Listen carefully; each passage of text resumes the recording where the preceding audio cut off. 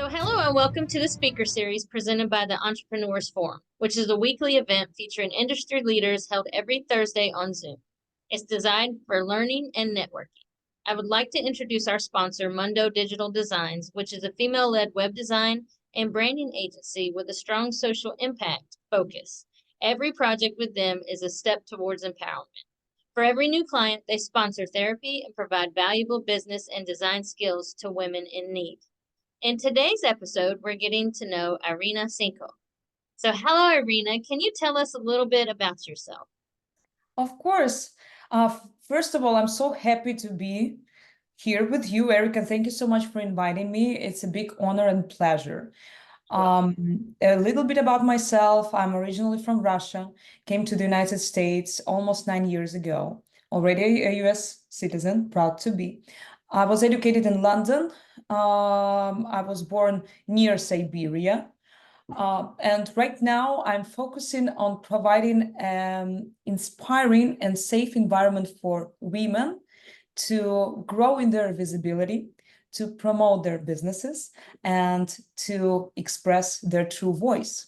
We are called Voice Community Anima. It's a business community that is designed for women entrepreneurs to bring them a platform where they can promote themselves, meet new partners, investors, sponsors, and of course, major opportunities. Good.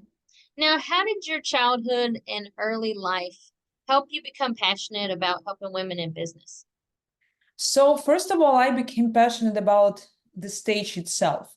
Um, since I was 3 years old, I basically grew up on stage singing. So I had no stage fright, and basically, I think my main superpower was discovering that being a public speaker and being on stage can bring you that secret sense of conquering the world and being the best version of yourself. Since then, I'm working with people, bringing them the same feeling. So they have no stage fright, they have no fear to express themselves, but they are transferring this adrenaline into their secret sauce and superpower to bring the best of themselves and making it visible to the whole world. So, now what age were you when you started singing on stage? 3 years old. 3 years old. Wow. 3 years old. So, Yes. what made you at 3 years old want to get up on the stage and sing? Did your family have any Actually, background with that? Actually, yes, it was my mom, because I was stuttering, and she was told that maybe singing can help with that, and it actually did. And I experienced a very, very bad stutter at the age of 11, and I was at school, and it was hard for me even to start talking. And that's why I was bullied in school. It was such a hard time for me. But the only place where my stutter did not appear was the stage. So it has become a very safe space for me. So that's why for me, being on the stage is like feeling at home, feeling like I'm very comfortable and I can express everything that I want from the stage. Yes, that was basically, I think, that very sad part of my story. But when we conquer our fears, when we go through all of those pitfalls in our life, we change our life and transform our life to something bigger, and we actually become ourselves. So, now you were on the X Factor UK. How did Yes. that change the way you help women in business? So being on the stage with 6,000 people on Wembley stage, this is the dream stage for any sort of artist, and for me it seemed impossible because I'm from a small town in Russia, and I've been told through my whole life, like, it's not gonna happen, nobody is gonna express interest in you because you have an accent, you're Russian speaking. And I was about to sort of challenge this thoughts in my head and also change the whole perspective for all Eastern European countries and for all former Soviet Union countries.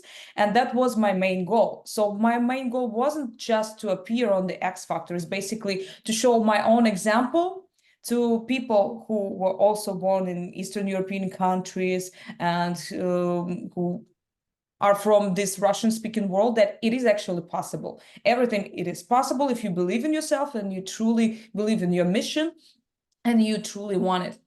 So I have become the first ever Russian-speaking contestant on the X Factor, and I passed the audition of over 200,000 people to be at the show, and Wow, it that's was really good. and it was quite, it was quite difficult because I also had some visa problems and I needed to fight all of those, paper things and things with documents. So it made that situation even more challenging for me. So it's not actually being qualified for that, but also working on every single stuff that is dedicated to be able to participate on the show. And it's far beyond just a talent. It's just far beyond just having a good voice. It's also about how you position yourself, how you can pitch yourself, and what kind of marketing skills do you have? Do you understand your target audience? Can you explain to producers how well their show would go if you're gonna participate in the show? And my episode was the most viewed episode in the history of the X Factor. It generated over 1 million real-time viewers on TV, not including YouTube or any social media. So it was like breaking every single record. That's So amazing. I was right when I was pitching to producers. Yeah, you guys need me. You know I what need you're you, but doing. you need me more. Yeah. Now, Yes. can you share a story with me about how you helped somebody grow in their job and their personal life? Absolutely. So I have a whole community of female founders who are struggling with self-expression, with presenting themselves, with growing their business and promoting their business. And I believe that becoming a public speaker and speaking about your idea, about your project, about your business, it's a very, very essential tool right now, because technology is outpacing our social revolution and our social development as well. And that's why we need to become more human in this, era of AI technology and everything that is happening right now. People, they really value right now things that are more human. So every business should have its own voice, its own personal brand, but most importantly, your voice. Because what do you have when you pitch over the phone? You don't have any visual presence, any sort of energy. I mean, a little bit of energy, of course, goes into your phone conversation, but most importantly, you just have your voice. And people feel subconsciously if you're synchronizing with your message, with your inner message or not. So basically, that's what we do in our community. We discover your true calling for your business and your passion, and we help people position this, create their selling pitch, and also the most impactful way to present this inner calling and inner message and deliver it to the whole world. Now, how do you use your talent for singing and art in your business to make it special? It's a very interesting question, because I feel that combining creative side and business side, this is the actual secret sauce for business. Because people, they are buying or investing in something because they feel that emotional connection.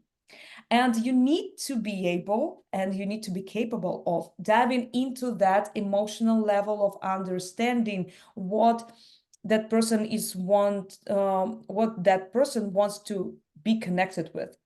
You need to build that emotional level of connection first, rather than just informing, someone about how cool your idea is. You need to know how you can actually bring your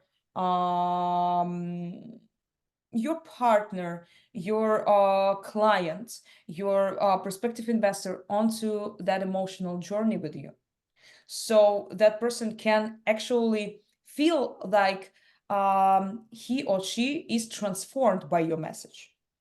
And it's very hard to deliver it just by, knowing some business structure, or just knowing some sort of, um, business skills.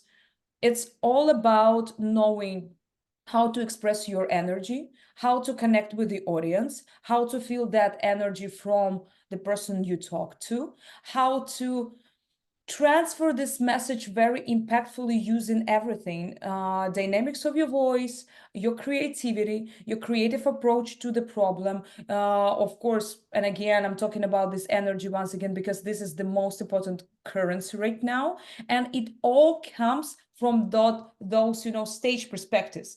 Because when we go out and see our favorite singer, or we going out to see the concert or the show, we feel why we do that, because we want to feel something. And every single person, even if it is a business meeting, they want to feel something. And that's the main point that we are diving into.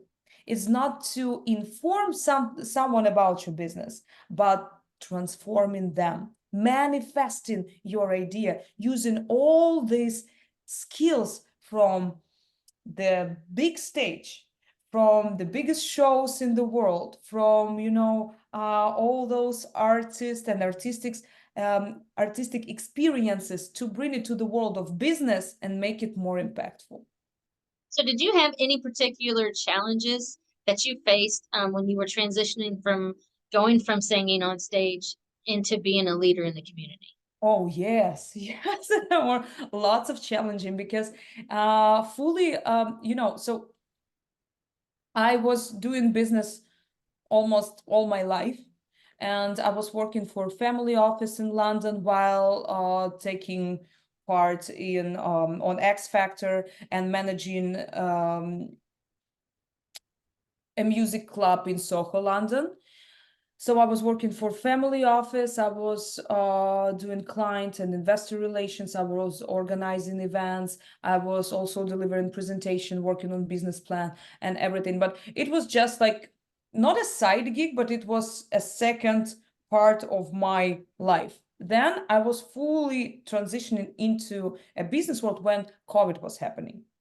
So when your tours get canceled, you have no concert, you have no concerts, you have no communication with your audience, you have no gigs, then I realized that I can identify that I could identify myself not just as a singer, but a big personality that can use all the skills that I was using while I was performing on stage in business as well. And that time I was studying in Stanford.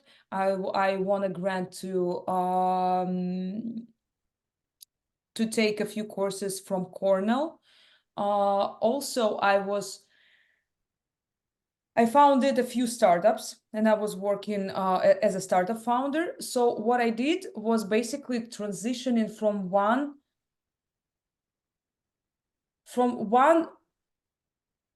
sort of package of habits to another package of habits. So I woke up every day at 5 a.m. I was doing meditations, and then I was doing all the financial education, business education, then Zoom calls, then developing all the pitch decks and presentations. So I learned how to build a financial model myself. And my financial advisor, she is always so impressed about talking about myself, like saying, look at her, like she can build any financial model in 4 consultations with me, and it never happened before, and she's actually a professional singer. So, and then I found that being in business world, it's even more exciting for me than being in entertainment world, because I feel that startup founders, there's, this audience is so amazing. There are so many people who wants to change this world for a better place, and they work hard 24/7 to develop a cool idea and to validate this market and to bring more valuable things to people. And I got passionate about it, and I was like, yes, I need to use my secret sauce and my superpower to integrate onto this world, because I feel like um, business from people who are doing real business right now are true superstars. So we don't have any legends or icons like Michael Jackson or Madonna or Freddie Mercury or any other major artist anymore. We have real people with real stories, and those people, they really deserve a full attention. They need to be on the stage. They need to talk about real stories, about real businesses, and that's what I feel the audience, the crowd, and the whole world needs to know about. So how do you make sure that people from different countries and languages work well together in business? It's all about holding same values. It's all about finding that glue, that social glue that connects people. And it's not about the language, it's not about even the culture. It's all about sharing the same values. So when people, they got passionate about talking about new ideas, about helping each other, about collaborating, about making this world a better place, that they always would get along. I just did an online networking half an hour ago, and we had people from Romania, from Mexico, from Boston, from Europe joining us. And we had such an amazing and impactful conversation about different types of projects. And I see how people connect with each other, how they already plan, to start something together, and they are networking and mingling and bonding. So, I mean, right now it doesn't matter. We have technology, we have internet, we have Zoom calls. We can build business even if we don't see each other in person. Mhm. And this is beautiful. So now how what's your take on understanding and caring about others' feelings? Is that important when you make friends and build those business connections? You mean paying more attention on the The emotional feeling side. emotional feelings? I feel that if you need a deeper connection with a person, I think it is essential, it's mandatory to care about people's feelings. It's and I think that the world is changing right now from that vertical that we sort of, have this business structure where we have a person who just name the tasks, and it gives people just direction where to follow, to rather a horizontal way of organization when people do collaborate and they inspire each other, and they sort of create they even not exchanging the value, but they create a better value for the whole organization and for themselves as well, because they do care about each other, they do care about what do they feel and how they feel. And that's why the connection is deeper, and that's why people are getting more motivated to work in the same environment, and they don't take it just as the clock in and clock out job. It becomes their mission, their passion. They live and breathe it. I think that's the goal. That's the goal, to inspire people when you develop any sort of project or idea, so they can bring something valuable and they feel like they are valuable. I think this is the most important thing. So as more people join your community, how do you keep it real and fun for everybody involved? Say it again, please. So how do you, when as more people join your community, how do Mhm. you keep it more fun for everybody that's joined? You know, we have such a unique features in our community because we always care about that show part and that visibility part in our community. So every single person that joins our community, that person is going on stage, and this person is holding the mic and expressing him or herself. It's all about not even fighting this stage fright, but feeling the power of you and how you can express this power to this world. And these all fun things are happening when the crowd is bonded with each other while experiencing new emotions together. And I think this is the most magical thing. When people are, we always do karaoke parties, we do some, singing sessions, and people are bonded with each other and they like, oh my gosh, we just sang this song together. So later on, when they hear this song on the radio, I just did a workshop for ladies from corporate America in Nashville. And of course, because I was in Nashville, we were singing a country song, Jolene. So right now, I see it in our private chat on WhatsApp.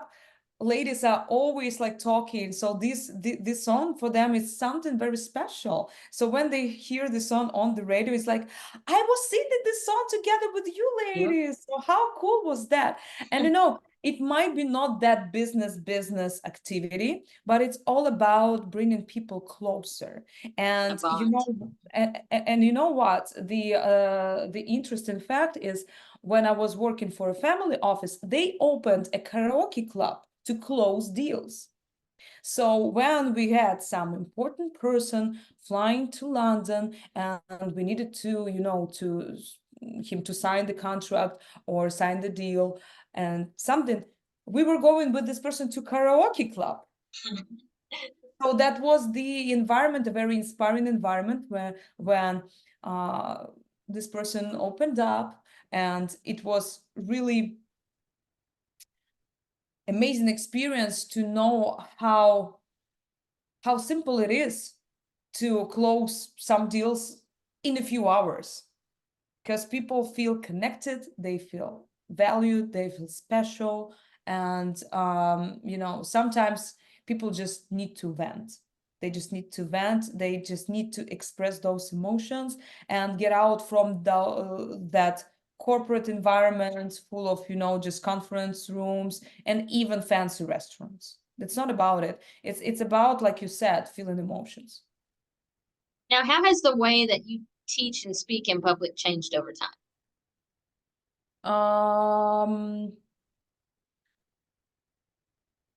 I think it's more concentrating on the full circle. So right now, I feel like our program, our speaking course that we do have in our community is one of a kind, because we work from the very beginning, from the finding that unique secret sauce of any sort of project or business or idea, and developing that content first, and then synchronizing that content in terms of feeling that, yes, this is the right wording for me. This is the right phrasing for me that I want to pitch my idea to the audience. And then we have those, group settings where it's not just my opinion of, and that I'm expressing about this or that pitch. It's all about the group dynamic. And we have a group full of many different professionals who can test those pitches and they can say their own opinion. So it's mostly about like validating your pitch first on that test audience, and and then you feel it in your body. You feel how your body respond to what you say to the audience and how you basically connect with the audience.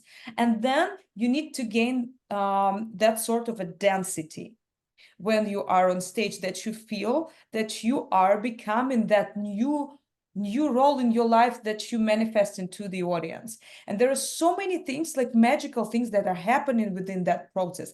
But I always say that it's not about just, gaining new skills. It's all about integrating those new skills into your real life. So that's why the unique thing about our program is that not just we providing, the group setting and the full circle of preparation, from creating the content and synchronizing with your message and those public speaking techniques and voice skills and working with your voice and expressing your message freely with all those dynamics and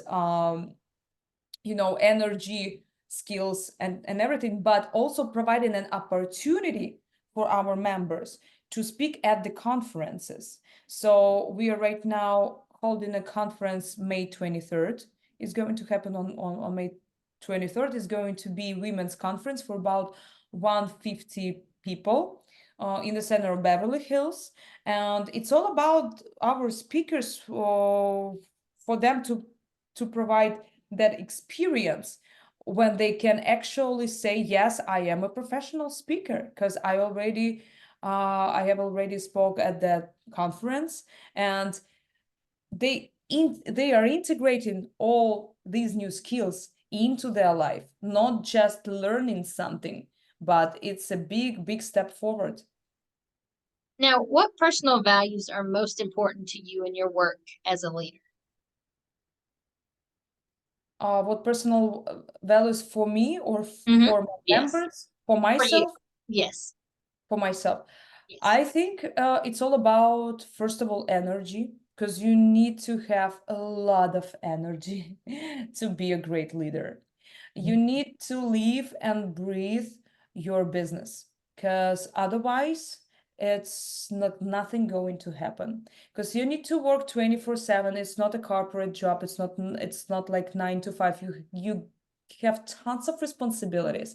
You have people approaching you every single hour, asking about something, and people, they're not foolish, so they really feel whether you love what you do, or you do it for any sort of, like money or any other, like materialistic benefits, or whatever it is. When they subconsciously feel that you really love your business, that you do it with passion, then they just can't help it. Then they sort of connecting with your love and passion, and they deliver the same.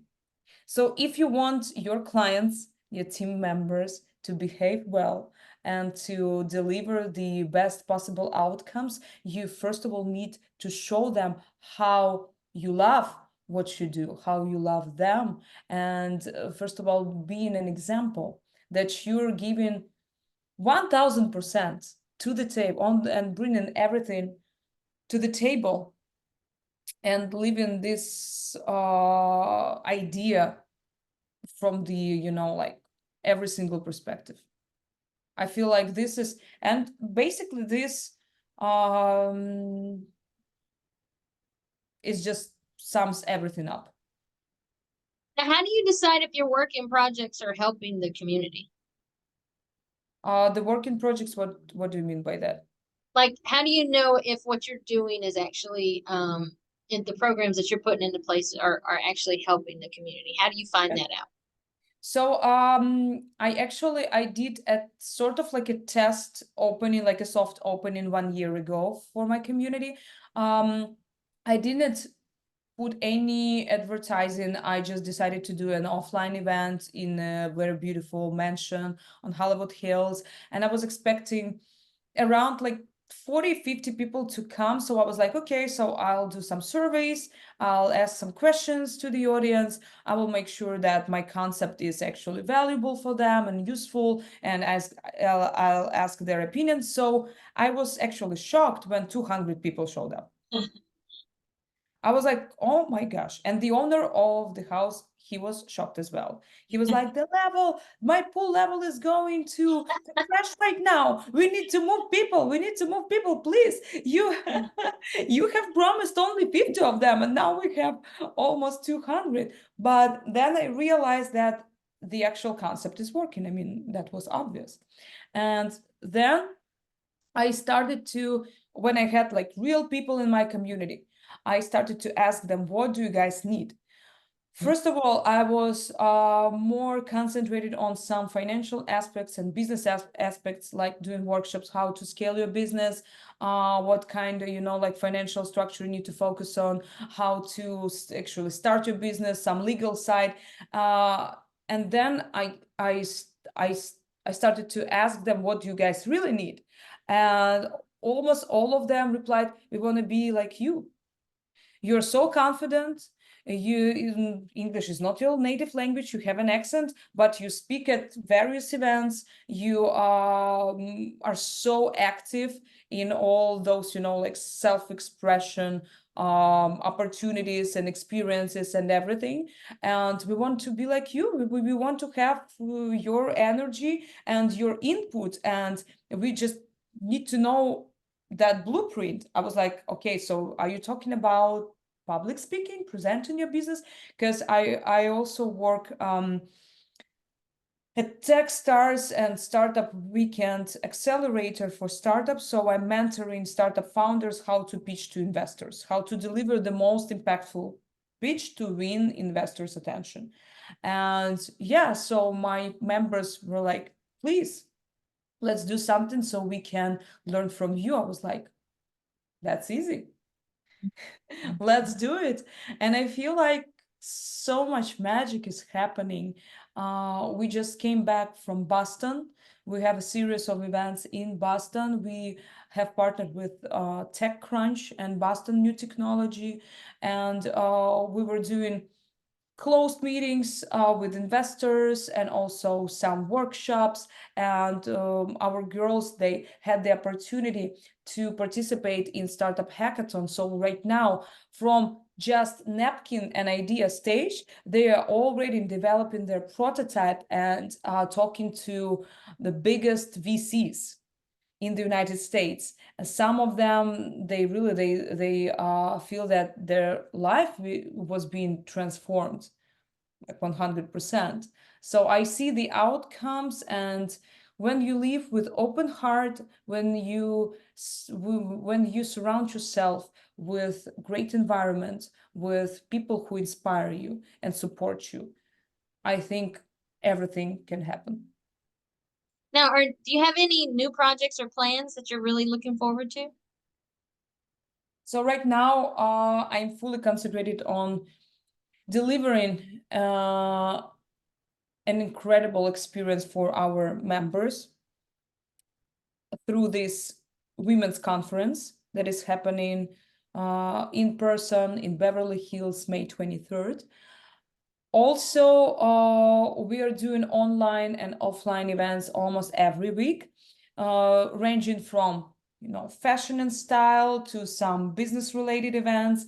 And I just received a proposal from our Boston partners to be a partner on Startup World Cup. It's a major event happening at the end of August, and we need to figure it out what we need to do and how deep sort of we want to participate in this one, but it's going to be even more epic. And my goal is to deliver the best opportunities for our members so they can grow, they can expand, they can actually feel like their personal scale is unmeasurable and unlimited. So now, what are your big dreams for your career and the groups that you help in the next 5 years? That's an interesting question. I have so many goals and ambitions that that can hardly fit just like these 5 years. But most of all, I want to grow this movement. you know, I'm sorry.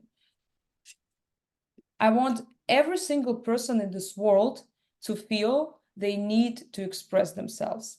They need to go and speak up.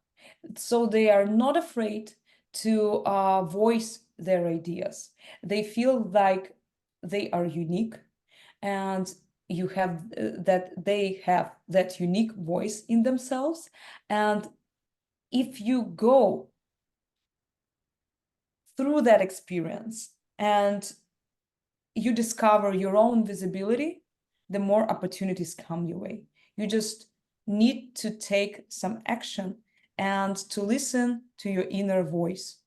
And so many amazing things can happen. So I feel like my main mission is to work on that movement. I feel like it is my calling. I feel like I am already the example of that. How from a very small city in Russia, you can grow to an artist who performed on Wembley Stadium and passed the audition of 200,000 people, and then becoming a founder of amazing business community in Los Angeles, California, and we are ready to expand to other regions as well. And the most, inspiring part for me is being able to see how our members they go towards their success. Their businesses are growing, and when I saw them pitching their businesses in Boston to major VCs and big investors, I was like, oh my God, I feel like a proud mom watching their kids going places. So this is the best. Good. Well, I would like to thank you for being here with me. It was really nice to get to know you on a personal level, and I wish you the best with everything that you have going on. It's really nice talking with you. Thank you so Thank much. you.